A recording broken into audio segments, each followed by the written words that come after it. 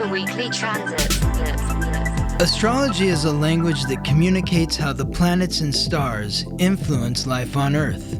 I'm Scott Tajarian. I'm an interpreter of this language. Join me and my co-host Ingrid Iverson, who helps bring an even more practical look at this astral language. The weekly transit is here to bring clarity to the chaos, so you can ride the planetary waves instead of the planets riding you. The weekly transit. Recording in progress. Okay. Yay. Yes, This is it's crazy. working. Here we are. This is our first remote recording. We've been doing this almost 3 years, and I never even considered really doing it remotely. But yeah, we got it working. I hope. Can everyone hear us? Yeah. Fuck. Okay, cool. Welcome to the weekly transit. Hello. So we're trying this out because I'm a little under the weather and I did not want Ingrid to get sick, but we still have to record. So we're like, you know what? Let's try this remote thing. I mean, people do this. I know people do it all the time. And also, like, Scott moved. He's in Long Beach now, so now he has to drive like almost, depending on traffic, almost an hour both ways. So that's a lot of driving. Takes about 30 to 40 minutes on the way up, and then about an hour and a half on the way back. So, no. That's what back. No. So, Okay. you know what I wanted to talk about today? I wanted to kind of start. I was just going through like all the different episodes and looking at the questions, and I feel like there's like a backlog of questions that I want to answer. Okay. Can we do that at the top here? Sure. So Stiers.Sydney was asking what makes an alignment positive or negative? Like, why is a square negative but a sextile positive, or does it depend on the planets? So I thought that was a really good question. This is a great question. Yeah. So, I mean, I also have that question really, like, I mean, totally. I know that if it's a square, that means one thing. And if it's, yes, a trine, that's why? something else. Yeah. But why? I guess that's the question, is why is it negative, a square negative and a sextile positive? And I would say that I don't ever like to call them negative or positive. I like to say that a square is challenging and a sextile or a trine, that's supportive. It's a gift, and the gifts are, the challenges are there to inspire you to open your gifts, and the gifts are there to help you work on your challenges. So I don't feel like a square is negative. It's challenging, but it's challenging in that it's pushing you somewhere. It's like really, and the more negative it may feel is the more that you're pushing back against the direction that it wants you to go, the more negative that it feels. But if you are working with the energy, then doesn't feel as negative. I mean, this is always true, and I always tend to say positive or negative, and you're always kind of reframing my thought process, because you know how I get frustrated about, it feeling icky. But I don't know if that really answers the question as to why, like, why it's different. I was thinking kind of like, when it's noon, the sun is directly on us and it's hot. Like, that's just a fact that it is going to be more hot, and then when the sun goes down, it's nighttime and it's more cold. So it is just depending on where the planets are aligning in the sky. I don't know if there's any science behind this, or if this is all just based on observation over thousands of years, that people have noticed when the degrees are in a certain angle, then you feel a certain way. Just like an eclipse, it's like the eclipse is very apparent because we can see the shadow on things, but something like all these alignments we don't necessarily see, but there is certain angles that are supposed to affect us in certain ways. Yes, and the angle of the square is 90 degrees, and that's a hard angle. Like, imagine, it's like noon, like the noon sun, that's coming down harsh. Very hard onto us. It's like, I'm trying to look at some. This is a what are you looking at? Well, this is a very primitive drawing that I drew a long time ago, but it's the only thing that I can find right now. And I'm like, you know what? Why not just share this to give like a visual here? Like this is the square, you know. So I could actually, you know what? I could use the book. there, yeah, the book that we did, the basics of astrology. Like, Oh my let God. me see the basics. I'm gonna find that right now. Where is this of astrology? I mean, I also have this right here. Look. What do you have? Yeah, there's the book. Exactly. All right. And it's the very here end. is, I think this is the one that is the. Where's the square? Trine, sextile, square. So this is like all basics of of them. astrology. Maybe this is the. I think this is the. What about this? What do you? Hold on, I'm not even looking at you. God damn it, Scott! Look at me right now. I see it. Yes. Okay. So here, let me. Here we go. I'm gonna put this up. Are here. we fighting for this? I'm gonna trump you here, and this is what we're looking at here. So these are the squares. Yeah. Yeah.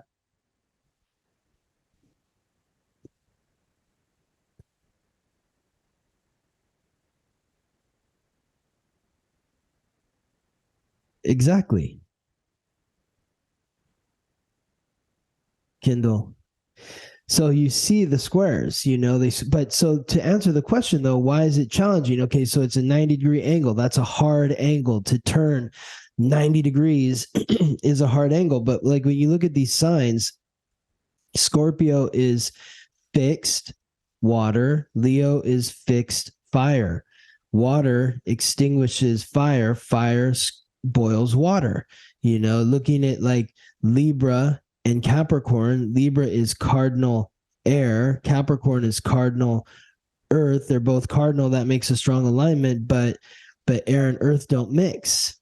You know, over here you've got you know, the air and earth energy here with Aquarius and Taurus. They're both fixed, so they make a strong alignment, but air and earth don't mix, so that creates a square. So it's really the elements that tell us, in addition to just the number of like 90 degrees is a hard angle, it's the elements that tell us, you know, fire extinguishes or fire scorches earth, earth extinguishes fire, water extinguishes fire, and fire boils water. Yeah. Do you want to scroll down to the elements? Because I think you kind of have that all laid out in there also in the book. Yeah, where's the elements? That's more in the beginning, yeah? Yeah, there we go. There we go. Down a little. Right yeah, here. those ones. Yeah. So this tells you about the elements, and then when you look at like whoa. I'm getting crazy here. I'm getting crazy. Like the sextiles, like why do these work together? You know, it's water and earth. Earth gives water form, water nurtures the earth, air fuels fire, fire raises the air. So these elements work well together, as opposed to the like, so earth and fire, they don't work well together. You know, air and fire work well together. Earth and water work well together. Water and fire, water and air, that's a challenging mix. And so that is why you have these challenges and then these gifts. And these are gifts too, because it's fire and fire, it's air and air, it's water and water, earth and earth. They understand each other. So gift, challenge, gift, gift, challenge, gift. This is such an amazing question. So yes. So thank you for that question. Yeah, thank you. Stiers.Sydney. Is it Sydney Stiers? So thank you for that. I mean, I think that's for me, that's the first things that I started remembering when I started learning from you, like this language, because they felt there was like a reasoning behind it. Like I can remember that water puts out fire. Yes. Like that makes sense to me. I'm like, okay, I can remember that. So then once you start learning the signs and what the elements are behind the signs, then it makes it really easy to know. I'm like, oh, I know that that's going to be a good match or that's not going to be a good match just based on the elements. So the order of how you laid out the book is so important because it just kind of builds on each other. Once you know the elements, that's just the basics. And you can really know so much from just learning that without even going into the sign so much, just knowing what each sign element is. Yes, absolutely. Absolutely. Okay, So Scott, you have to pick the fuzz off of your beanie immediately. what's going on? I You don't have even see you have like fuzzes, like up here. yeah. What's going on? I don't know. Is it bothering you? There's There we go. There we go. Is There that we go. better? Yeah, that's way better. Okay. Okay. Thank you. Oh Thank you. God. So I've got another question here. This is from Linnea. Okay. Linnea asks, what website or app do you use to see where the planets are each day? So I use two. I use Time Passages, which is the app. I get the pro version. You can get it at the App Store. And I definitely recommend the pro version. Time Passages is amazing. I also use on my desktop Astro Gold.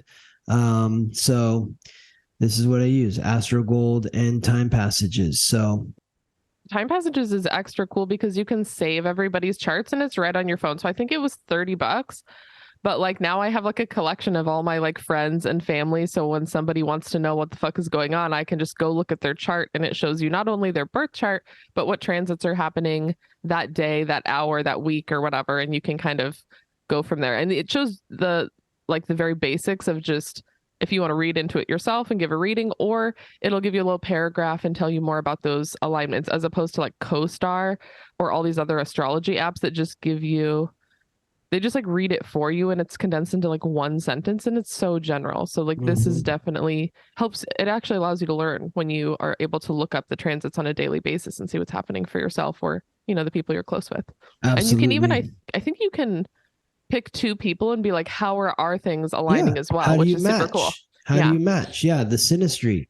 So Astro Gold, also you can download, you know, everyone's charts and onto Astro Gold too. But yeah, Time Passages is a game changer.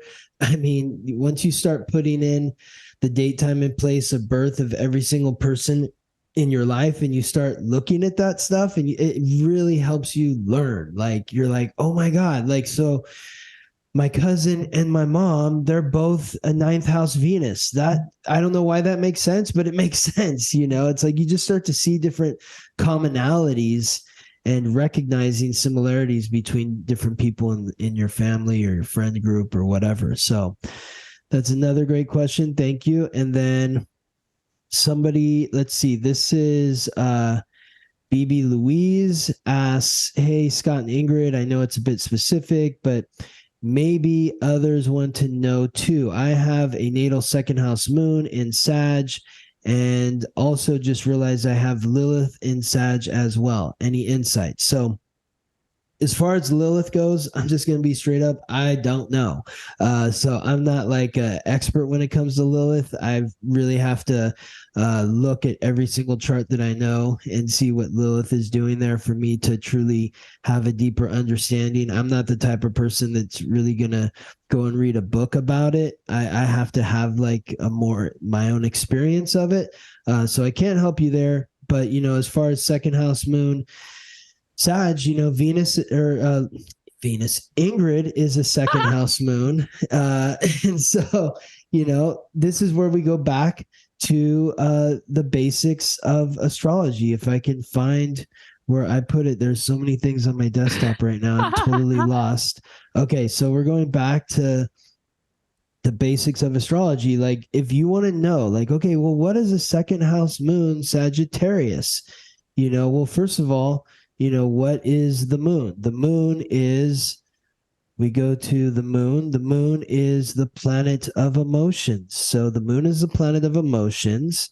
Sagittarius, what is Sagittarius? Sagittarius is honest, optimistic, adventurous. Okay, so that means that you're emotionally fulfilled by honesty, optimism, and adventure. Okay, that's how we connect the dots. Now we add in the house. The second house is the house of security. You see how easy it is to put this together?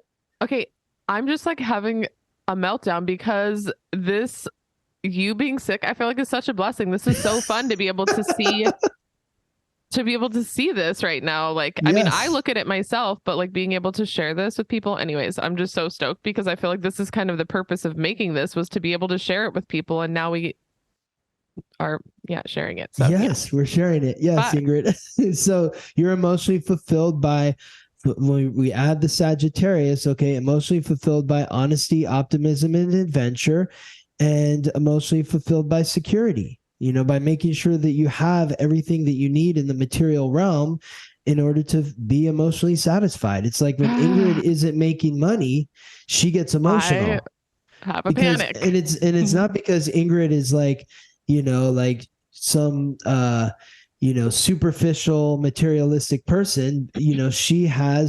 She's just somebody who's deeply emotionally connected to the material realm. So it's like she needs the food that she needs to have in order to feel, satisfied. She needs to have comfortable clothes that she feels good in and that she looks good in, sitting on a couch that she likes to sit on. All those sorts of things satisfy her emotionally because the moon is in the second house. So that's how we break it down. That's why the basics of astrology is, this sounds like an infomercial now. I know. But it's Wait, also, I was thinking you were just saying how fulfilled emotionally by all of these sensory things, but so the second house is also ruled by Taurus, which is like the next level, and Taurus is all about the senses. Yes. So like you could look at the basics of astrology, back to our infomercial here. Silly. we go back to like, what's it say about Taurus? So if you're a second house moon, which is Taurus, associated with the second sign, which is Taurus, and you are emotionally fulfilled by sensuality, by serenity, by feeling secure.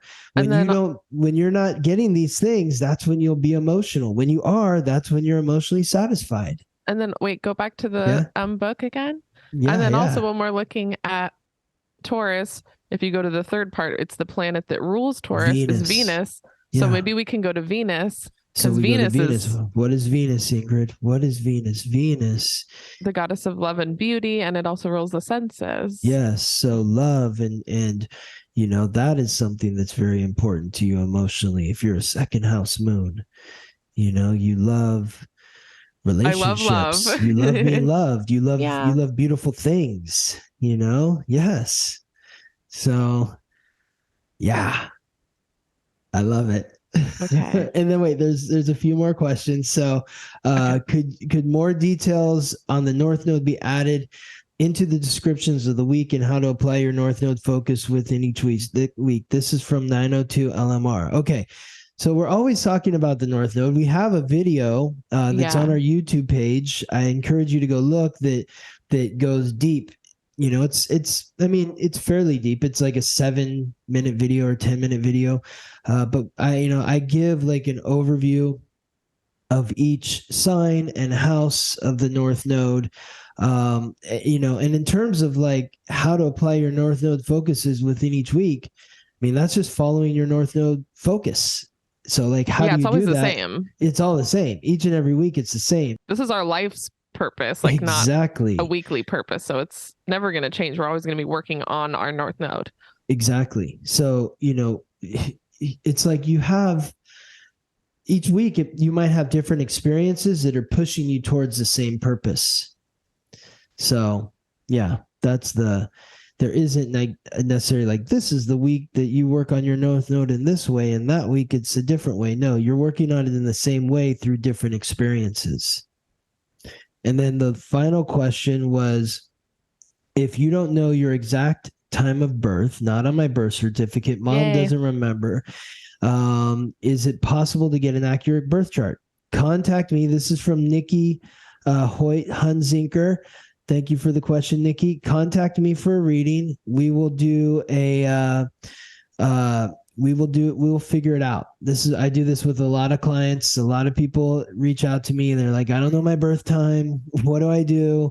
And it's a really fun process. Yeah, there's only a couple of things you don't know if you don't have your birth time. So kind of process of elimination, Scott can kind of refine and be like, okay, well, it's either this or this, and like ask you a series of questions to kind of see more about, maybe is it the moon that changes? I always forget what you're not able to see if you don't have the time. The moon changes. The moon moves, about really 12 degrees every day, but it's the rising. Like if you want to see something So you don't know the houses and you don't know the rising sign. You don't know if the you house, you don't know the rising. Like, look at this. Like, if I do this by the minute, this is Astro Gold.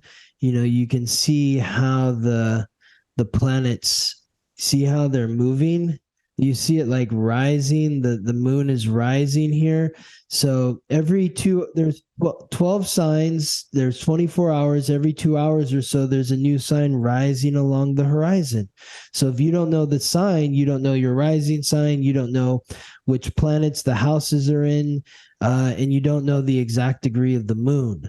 But Nikki, you said here that you have it's between 12 and 2. That's going to be easy for us to figure out exactly what time. So I'll just ask you a series of questions, and it's a fun process, and we'll come to a determination of your birth time. Scott, can you send me the alignments for the week? Because I like to be able to reference them when we're talking, and now that we're apart, I don't have them. I'll email them to you right now. Okay. Yeah. Okay, so my hair is hurting me. Fix your hair. I'm having a fit. Have a fit. And then I don't know what's happening here. Let me try this again. Give you the alignments. Give them to me. I'm going to give them to you, Ingrid.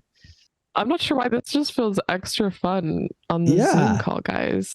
Yeah. I hope you all are liking this, because I feel like this, and also we're like looking at each other. Are probably like, what's going on? If I guess you need to watch the video in order. Yeah. Okay. I got it. You got it? Okay. I would love to know. Please write us on our polls. I'll make a poll, or Scott, if you can make a poll, somebody will make a poll. Yeah. If you're on Spotify, and then you can answer a question. So that's usually where people ask the questions to be answered on here. So if you do have a question, you can write us, but also you can write us there, or if you can hit me up at Ingaro, I just forgot my own name, INGAROO, or Scott at the Weekly Transit on Instagram, and let us know how you like this specific format of the Zoom thing, because I kind of am loving it. Well, and then we were thinking we could have better cameras. We would upgrade, because I have a webcam somewhere, but this was like emergency. So I'm just curious what everyone thinks about like this versus the other format. Yes. Okay. I have the alignments here. Okay, good. Now, should we move into the week? We should. And I know that I've told you this before now. I was telling you to turn up your microphone. Now it sounds like it's too crackly. Oh no. Should we get into the week, Ingrid? Yeah, let's do it. Okay, so this is the week of December 19th to the 25th. So we begin the week on Monday, December 19th. We're looking at Venus, Lady Luck, the goddess of love and beauty, the planet of relationships in the cardinal earth sign symbolized by the goat, Capricorn. We were just talking about both of these before. Exactly. Yeah. Exactly. Aligning with two different key points right now. It's aligning with, first off, Chiron, the wound and the ancient wisdom that is unlocked through healing that wound. In Aries, the cardinal fire sign symbolized by the ram, and also aligning with the North Node, the soul's purpose, the karmic pathway of the soul, in the fixed earth sign symbolized by the bull, Taurus, and Chiron is also aligning in a positive sextile with Mars, the god of war, the planet of action, aggression, and conflict, in the mutable air sign symbolized by the twins, Gemini. So, in looking at this, these alignments, so, relationships in Capricorn, Venus transiting through Capricorn, it's like, what are your relationship goals? What are you ascending to in terms of your relationships, or who are you in relationship with that is helping you accomplish and achieve your goals? So that is number one. And then what are you going to say? Say something. You want to say something, say it. I was just writing out something to somebody, which was like, what were my relationship goals? Literally exactly that. Wow. Like this morning. Wow. So right, I thought that was on point. That's what we need to be looking at right now. So when you're looking at when you're looking at Chiron, squaring Venus, Chiron squaring Venus. I mean, that is, you're facing the fears. You're facing your fears with regards to relationships. But then Venus is also connecting to the North Node in Taurus, which is saying, well, what do you value? What is your self-worth? What is the status of your self-worth? You know, what are your likes and dislikes? You might be in a situation where you're in a relationship with somebody and you're like, you know what? I don't really want to eat Italian food because of whatever reason, but you know, my partner wants me to because he likes, you know, going to Italian restaurants, but I don't, and I'm afraid if I tell him I don't want to go to the Italian restaurant anymore, then he's not going to want to be with me. So what are the fears that you're facing in your relationships? It's like, I want to take this relationship to the next level, but I'm afraid that if I truly put forth what it is I value, what's important to me in the relationship, that the person that I want to reach these goals with is not going to want to reach them with me. Okay, so I have two things. Oh boy. Both relating to dating. There's someone that I was talking to and I was asking about like cooking food together because that's something that I really love. That's and one of your values. Yeah, that's something that's important to me and that makes me feel like connected. And they were like, well, I don't really love cooking at all. I actually just only think about the cleaning and it just feels stressful. But they were like, if it's really important to you, then I would do that as an act of service because that's something that's important to you, but not because I would be like enjoying it per se. Mm-hmm. So like, which I thought was very interesting. Yes. And then it kind of gives you the option. I'm like, okay, so do I want someone to do something that they don't really want to do? Or is it okay to like compromise sometimes to get your needs met? Because not everyone's going to be totally compatible on every level. That's interesting because, you know, I think it's so nuanced because I don't really like cooking either. Mm-hmm. But if I was with somebody who really enjoyed cooking, then I could see myself doing that with them and enjoying that with them. But if, so I think it is kind of nuanced. It's like, would this person enjoy doing it because you enjoy doing it? Or would they just feel kind of, you know, obligated or something? Would they take, yeah, exactly. Would they take the joy? Would your joy fuel them and bring them joy? Or would they take the joy out of it for you? That's really the question. I don't know. I mean, I feel like my kind of response was like, well, I don't really enjoy going to see, like, we went to see the World Cup at like a bar. Like I could really care less about ever seeing a sports event really, but sometimes it's fun and entertaining if everyone else is excited, you know? I'm like, I wouldn't do it all the time. That's not interesting to me, but every once in a while, like it's fun because it's fun for them. And you're just like, it really just matters that you're spending time together. So sometimes it's just, maybe that person isn't like, oh, this is my favorite thing ever, but like they're just enjoying spending the time with you. So it doesn't really matter if we're talking about the activity. Well, no, I don't want to do that, but that's less important than the quality time together. Did you have fun watching the game? I mean, I kind of was just not paying attention to the game, honestly. Oh, so you didn't cheer or anything? No, was there anything to cheer? No, not really. Japan. I short-circuited. Japan and somebody, I don't remember, honestly. Japan and somebody. Wow, that's maybe like, Spain. Yeah. I think Spain. Japan and Spain. Yeah. So I had that example of the different types of values, and then also, what was the other thing? Oh, just in telling a new person what like my possible intentions were for a relationship, it brought up a lot of, oh my gosh, what if I say all this and then they don't like me? There's like a moment of that after I already wrote it and sent it. Cause I was like, while I was writing it, I was like, oh, well, it doesn't even matter. Cause if they don't like me, then why would I hang out with them? Yeah.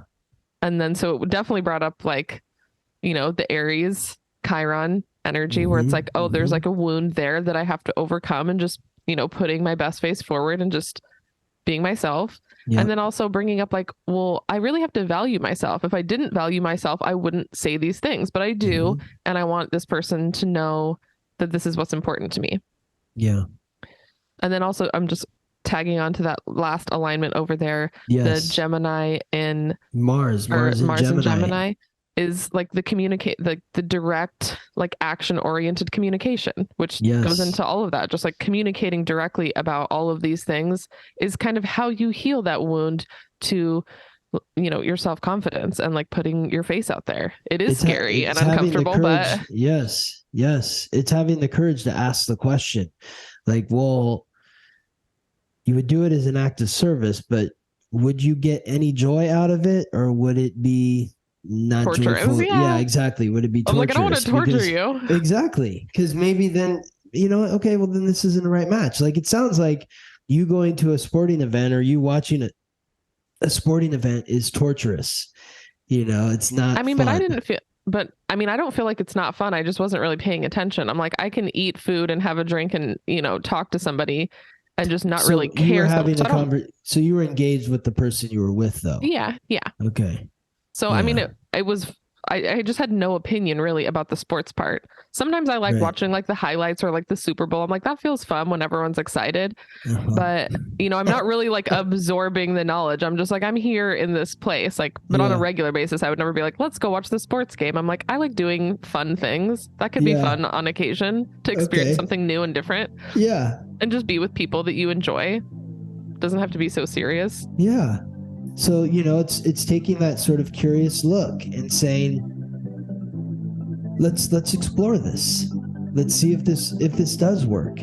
And when we're looking, as we move on to Tuesday, December 20th, you can see we're still highlighting Chiron and Mars. We're going to be highlighting them on Wednesday and Thursday, but here they are again on Tuesday, because for these days, Monday, Tuesday, Wednesday, Thursday, Chiron and Mars are going to be at 11 degrees. So this is really a week to ask all those questions that you are afraid to ask. You're like, I would never ask that question. I'm terrified to ask that question because I'm afraid that if I do, it's going to, create some kind of conflict between me and the person that I'm with. But at the same time, it's like, the lesson is you have to still ask that question, though. It's like nobody wants to be disappointed by the answer. Like, that fucking sucks to be disappointed or Yes. rejected, or like find out maybe you are not compatible with somebody that you would like to be compatible with. But otherwise you're not having an authentic relationship, though. So it's like, that's it. You're doing yourself a disservice, and you're not valuing yourself, and you're not valuing the other person. It's like you're making it into a facade. There's like a fakeness, and it feels inauthentic when you're not saying what you need to say. You have to say it, no matter how uncomfortable. Yes, absolutely. And that's kind of when we were talking about at the beginning, positive versus negative. It's like, it's not negative. It's just uncomfortable, and we have to still do these things. Just because it's sucks or like feels scary doesn't mean that we like, it's not bad. It's just part of life, and it's important. Right. And so on Tuesday, December 20th, we're adding in Jupiter, the god of thunder, lord of justice, the planet of luck and expansion, to the mix in Aries. So, this is going to bring hopefully some of that levity to self-assertion, self-confidence, to authenticity. It's like, well, I was afraid to be authentic, but now I'm not afraid. I have the courage to truly be myself. Think back to what was going on in your life between, let's see, what am I looking at here? May 10th to October 27th of 2022. So really like right around May 10th. Like May 10th, 11th, 12th, 13th, 14th, 15th, we're back. Jupiter is back where it was back then, because that is when Jupiter first moved into Aries, was back May 10th.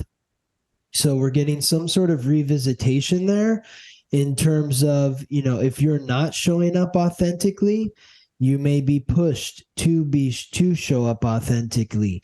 And so Jupiter is going to remain transiting through Aries from December 20th, which is today, Tuesday, December 20th, until May 16th of 2023.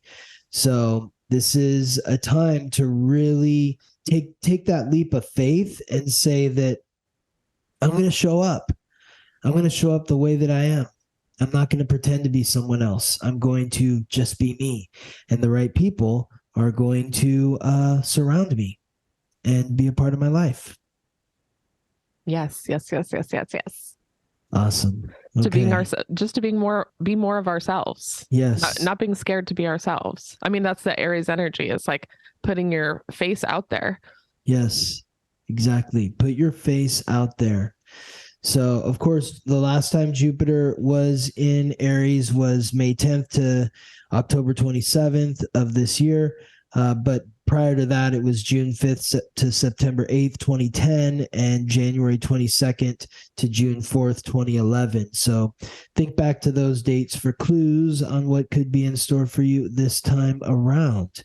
Now, moving on to Wednesday, December 21st, we're looking at talk to me. And before we move on, I just wanted to remind everyone that yesterday, even though it felt uncomfortable, it is a sextile. So that is like, and there's like that Jupiter luck expansion energy. So it's going to be a gift that day to be able to access that energy without it feeling so uncomfortable. Like usually it is uncomfortable regardless, but like it's going to be a lot easier. So take advantage of that ease on Tuesday. Absolutely. Thanks for bringing that up, Ingrid, because it's this is really a week where we are being given the courage to face our fears and to ask the questions that need to be asked in order for us to receive the answers that are really, kind of driving us nuts, because it's like we've been afraid to ask the questions that we need to ask in order to receive the answers that we need. And this is the week that it happens. We're really being given the support to do so, to face those fears.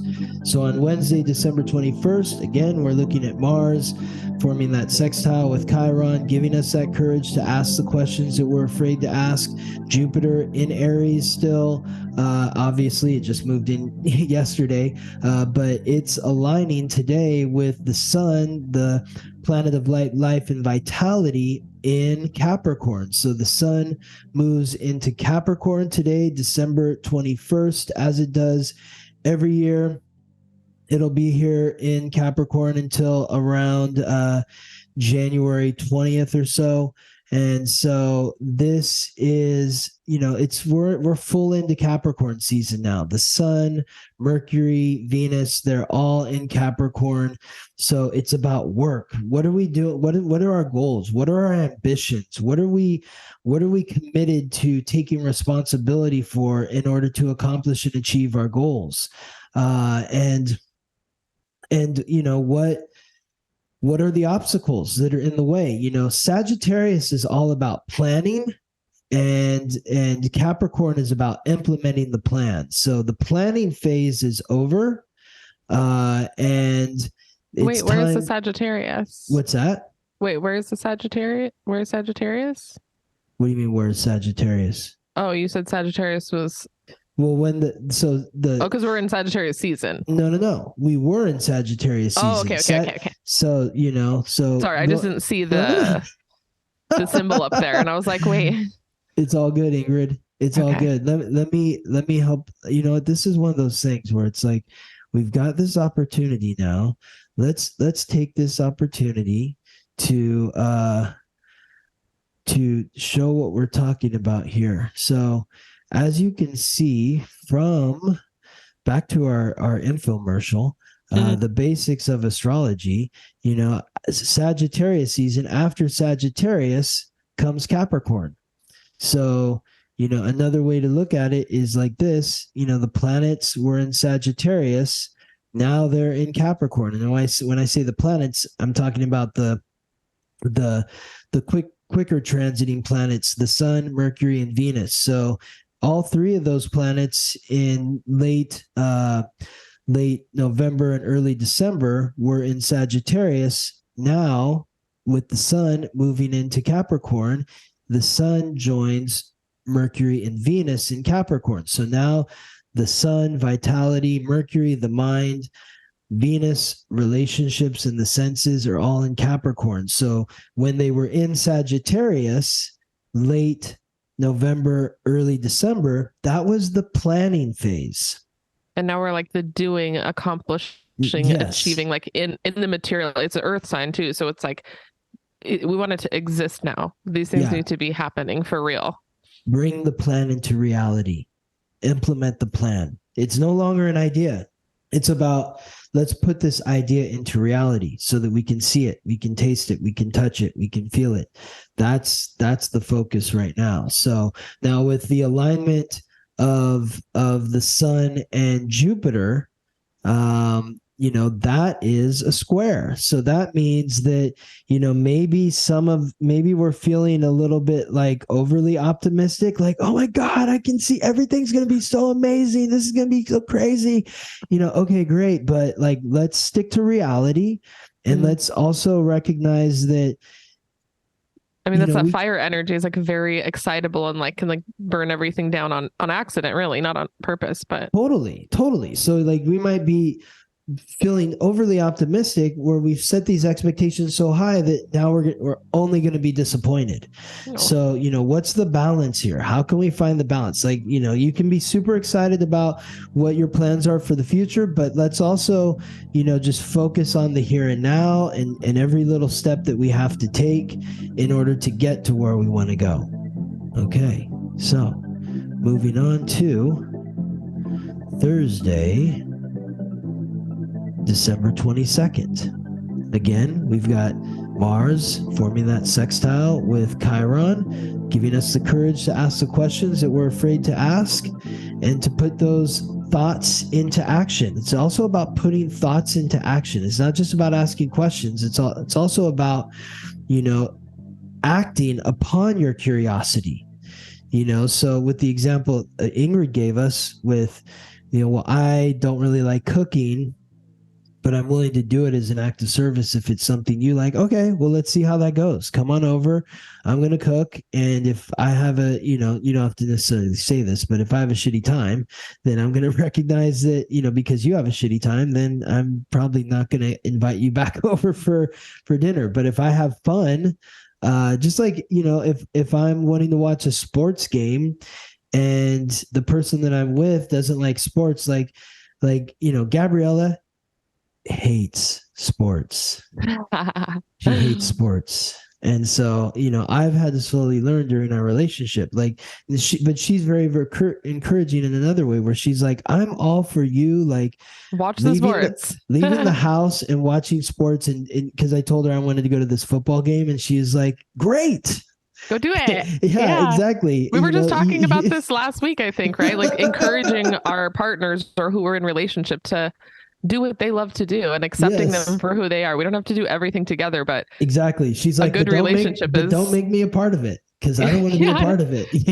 So she's like, you're never going to make me like sports. And the more that you try, the more that I'm going to be upset with you. So, so that's part of it. So, it's like having the courage to sort of, to test the waters and see what works. That's Mars in Gemini, sextile Chiron in Aries. But then we've got Venus in Capricorn, aligning with Uranus, the planet of revolution, rebellion, innovation, independence, and the unexpected, the primordial sky god in Taurus. So something unexpected potentially happening here with relationships in a positive way, where it's like, yeah, okay, I'm going to come over and, you'll cook and I'm going to be there. And you realize like, oh my God, this was actually really a nice time. I still don't like cooking, but I definitely enjoy being around you when you're cooking. And you're like, well, I enjoyed you being here. And so that's nice. It's like, I don't have to cook, but I keep you company and I enjoy your company. So, it's about embracing your individuality and relationship, or for the example of Gabrielle and me, she's like, you go to your sports thing and I don't care like about it at all, but I'm glad that you're having fun. I'm happy that you're having fun and I'm going to be doing my own thing and I'm going to be having fun too. So it's like, we're both win-win. Yeah, it's the independence in relationship as opposed to the codependence. It's like, well, I can only be with somebody who likes sports because I like sports. It's like, no. I mean, if that's what you want to say, sure. But does it really have to be that way? Or can it be that that person likes sports and you don't like sports, but you still love each other? That's independence as opposed to the codependence. So, Uranus in Taurus is is encouraging us to embrace our independence with respect to what we value, what's important to us, our likes and dislikes. And then Venus, the planet of relationships. It's like, I can like what I like and want to do what I do. And you don't have to like everything that I like and everything that I do. But that doesn't mean that we can't be together. We can be independent and committed. Okay, so moving on to Friday, December 23rd. So we've got the new moon in Capricorn. We got the moon, the planet of emotions, which has joined the sun, the planet of vitality, in Capricorn. We've got Chiron here now sitting all by itself. If you scroll back to Thursday, do you see how Chiron has changed here, Ingrid, from Thursday to Friday? Can you pick up on the detail here, Ingrid? What's different about Chiron? 11 degrees. It's still 11 degrees. Well, it was connecting with Gemini and now it's by itself. But what about that 11 degrees? It's just stuck there. So it's But do you see, what does this 11 look like here, Ingrid? What color is it? Red, fire. Red. It's red, right? It's red. Red means retrograde. What color is it here, Ingrid? Oh no, I didn't notice that. Well, I was guessing. I only guessed retrograde because I was going to say it's stopped, so it must be retrograde because it's still at 11. But I didn't even notice the color. Okay. Yeah, so it's black now, which means the retrograde is over. That means that I see. It's going to start moving. Yes, it means that the Chiron retrograde is over. Chiron moved into its retrograde shadow on March 25th, 2022. So it's back where it was on March 25th, 2022. So think back to what was going on in your life, March 25th or around those dates, 2022. That's where it is again now. The retrograde began on July 19th at 16 degrees and 26 feet.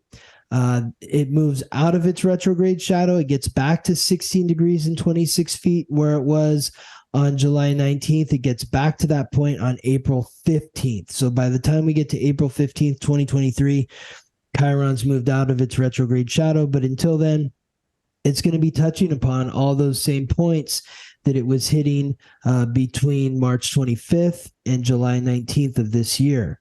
So that's just something to think about. This is a revisitation, all of it. It's a revisitation of facing those wounds and those fears. And they come up multiple times because, you face it once, you get freaked out, you face it a second time and you can handle it a little better. And then you face it a third time and it's like, you know exactly what to do. So this is how growth happens. It's trial and error. It's going at it again. So, but the big alignment for the day is the new moon in Capricorn. And if you want to learn how this is affecting you directly, there might still be some spots available to enroll in my moon cycle classes that are available on theweeklytransit.com. But this is the planting of the seeds of the coming harvest.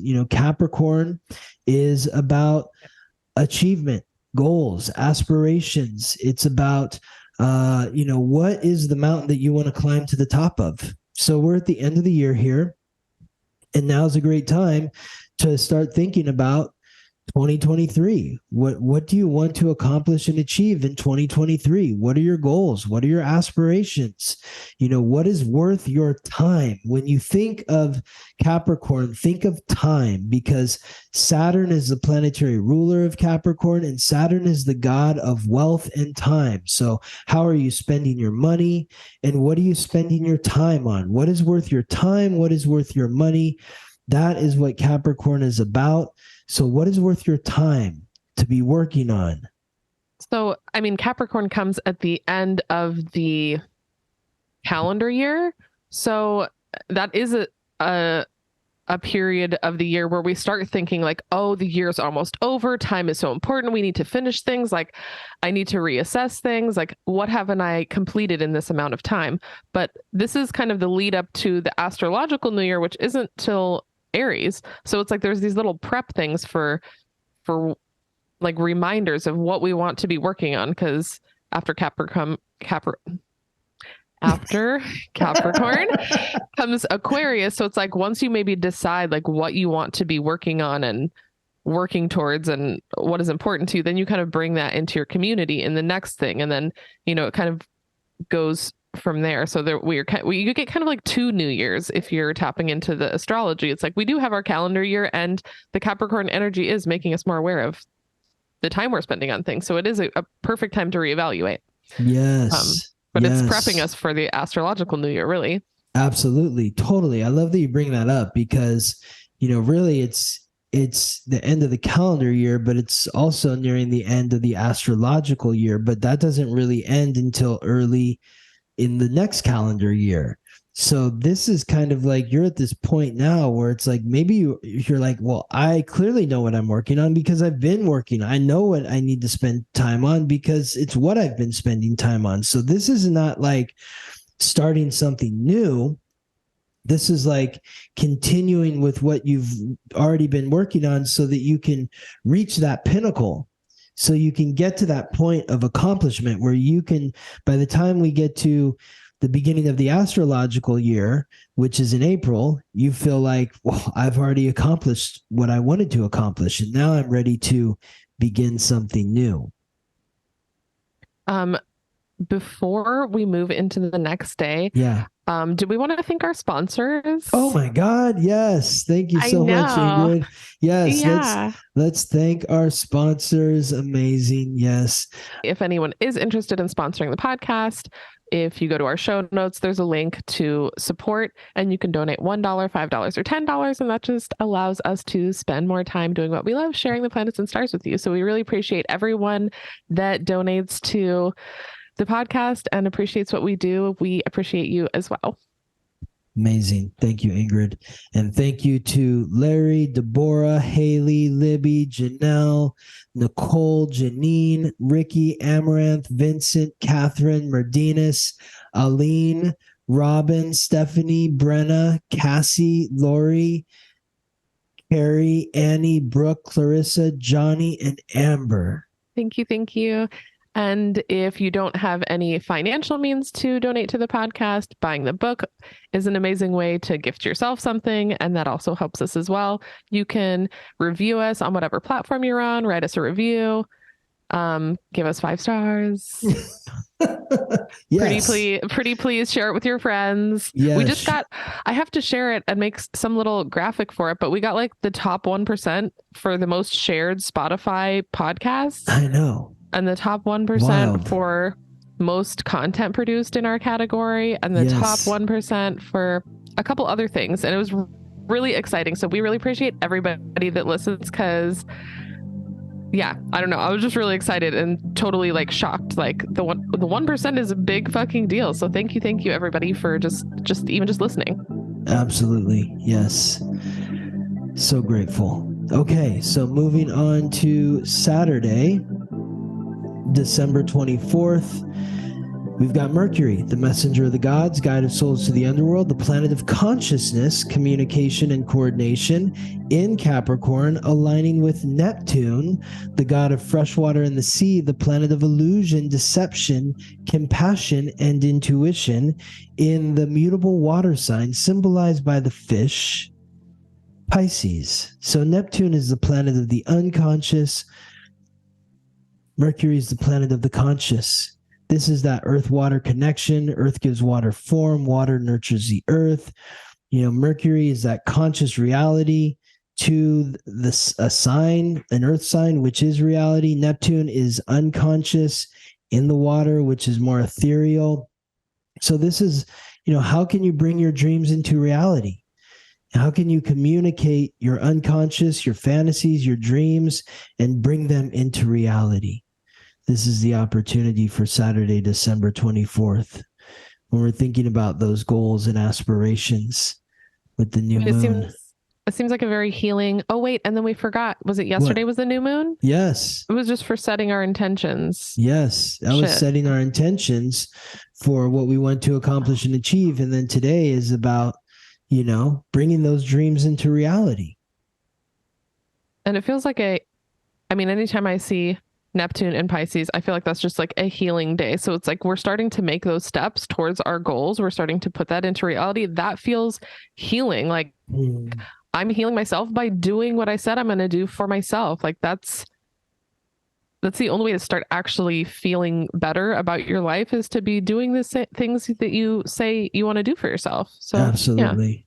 Absolutely. Yes, it is very healing. So saying like that my goals, my ambitions, what I want to accomplish and achieve in life, they have value.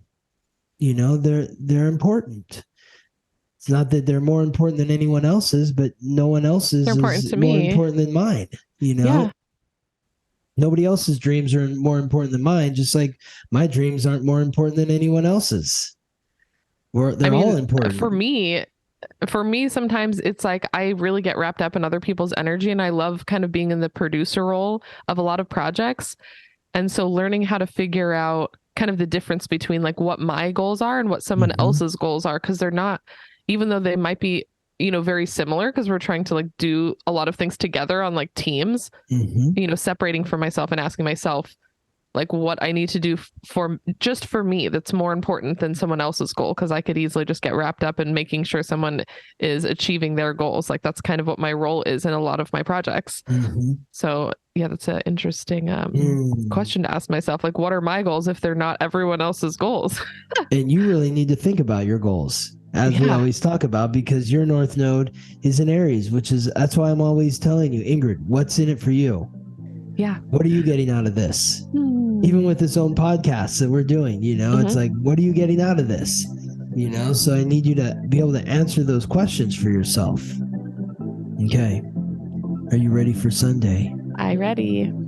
Sunday, December 25th. The moon, planet of emotions, in the fixed air sign symbolized by the water bearer, Aquarius, forms that positive sextile with Chiron and Aries. So this is really the Chiron week. I mean, every single day except for Saturday, we've talked about Chiron. So now we've got the moon connecting with Chiron. So it's, you know, the moon in Aquarius. This is Ingrid's favorite lunar placement. Yay. You know, so then I'll stop being a little crybaby over here. Yeah, exactly. It's very logical. You know, we're just taking a very sort of detached look.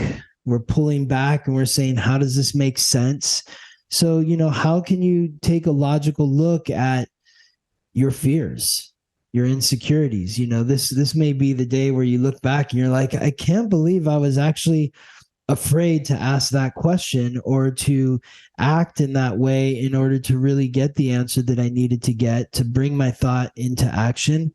It really wasn't as big of a deal as I thought. So why did I make it such a big deal? And then really think about it and intellectualize it in order to gain some emotional clarity and deepen your self-confidence in who you are. Yeah, definitely tapping into the logic of Aquarius can suck out like the emotion. Like you can be logical about your emotions, and so then they're not running the show. It's like, yeah, of course we all have fear of doing things that are uncomfortable. Like, why would you want to make yourself uncomfortable? But when we go through the reasoning process, we're like, oh, we are going to do the uncomfortable thing to accomplish our goals. Well, okay, I'm going to do that thing. There's a reason behind what I'm doing. I'm not just doing it to make myself feel scared. Like, that's not a good reason. But when we're conscious of valuing ourselves and valuing our goals and making that a priority, then the discomfort becomes less emotional. That's just part of the process. Yeah, we know it's going to be uncomfortable, but that's how you get there. It's like you're running a marathon. Yeah, it's uncomfortable, but you want to complete your goal. So you have to run and practice and do all the things to like get there. Like, it's not like magic. Like no one's just like, oh, it's not uncomfortable, it's only fun. Like, no, anyone who's ever achieved their goals is probably, or not probably, they're going to tell you it's not that fucking easy. I think especially on social media, we're like, oh, wow, everything's so magical. And, you know, people do the behind the scenes thing where they're like, this is my beautiful Instagram house. And then they look the other direction. It's like fucking pile of kids' toys and dishes. And it's like, okay, you're doing a lot of work, but it's not always like pretty behind the scenes. It's hard work to get where you want to be. Yes. Yes. And anyone who has like the quick fix, miracle, magical thing, I'm like, that shit is not fucking real. And that's a scam to get your money, because it takes time and sustained effort to achieve something, which is the uncomfortable part, the sustained effort when you don't feel like doing it.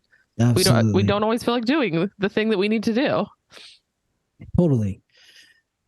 So, well, hopefully this is a week of great healing and facing insecurities and fears and really stepping into your power and having the courage to authentically be yourself and know what it is you're working towards and know what you're spending your time on and saying, you know what, this is worth my time. This is worth my money because it's who I am and I'm proud of who I am. Yes. All right. Yes. Well, thank you so much, Scott. You're welcome, Ingrid. And I'll see you next week. See you next week. Thank you for listening to the Weekly Transit. Follow us on Instagram for daily updates about the planetary alignments and how to work with the energy. If this podcast is helping you navigate life more gracefully, please subscribe, rate us 5 stars, and share with your friends. If you're ready to go deeper, book a personal reading with Scott or sign up for his new moon, full moon class at theweeklytransit.com.